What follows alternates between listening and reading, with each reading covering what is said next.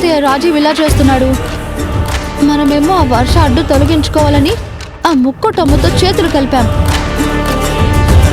ఆవిడ మాట తీరు ప్రవర్తన చూస్తేనే తనెంత డేంజరో అర్థమైంది.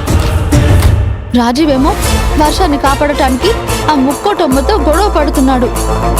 తనకేమైనా అయితే మన పరిస్థితి ఏంటి?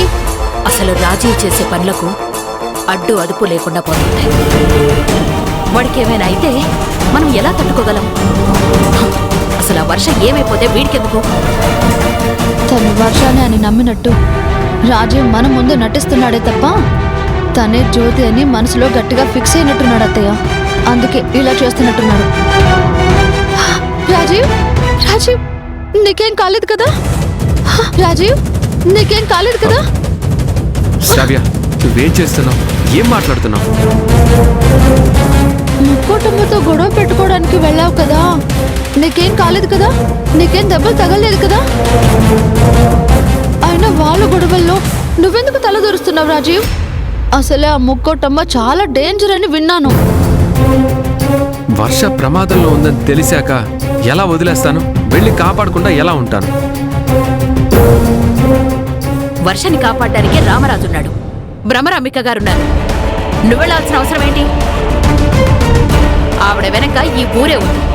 ఏదన్నైతే వాళ్లే చూసుకుంటారు. నువ్వెళ్లాల్సిన అవసరం ఏంట్రా? నేను ఈ ఇంటి మనవణ్ణి. వర్ష మన ఫ్యామిలీ మెంబర్.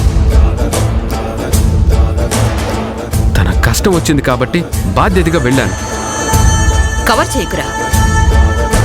నువ్వు వర్ష కోసం వెళ్ళావా, లేక తను జ్యోతి అని వెళ్ళావా?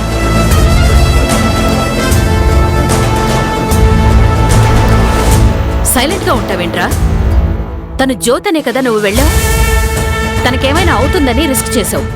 లేదంటే అంత టెన్షన్ పడి వెళ్ళి గొడవల్లో తలదూర్చి ప్రమాదంలో ఎందుకు ఇరుక్కుంటావు? అసలు మనం ఈ ఊరు ఎందుకు వచ్చావు? నువ్వేం చేస్తున్నావు? ఈ గొడవలు మనకు అవసరమారా?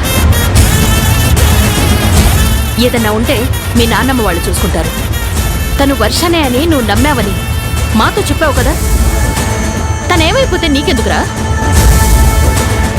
రాజీవ్ నీకేమైనా అయితే నేను అత్తయ్య తట్టుకోలేము.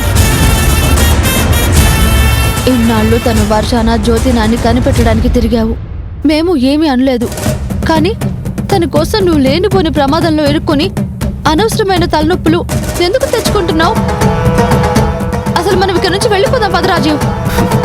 ఇప్పుడే కాదు శ్రావ్య, ఇంకా పని పూర్తి కాలేదు. ఇంకొన్నాళ్ళు ఇక్కడే ఉండాలి. నాకొకటి చెప్పు రాజీవ్. మాతోనేమో తను వర్షాన్ని అంటున్నావు, చేసే పనులేమో జ్యోతి కోసం చేస్తున్నట్టుంది. నిజంగా తన గురించి నీ మనసులో ఏముంది?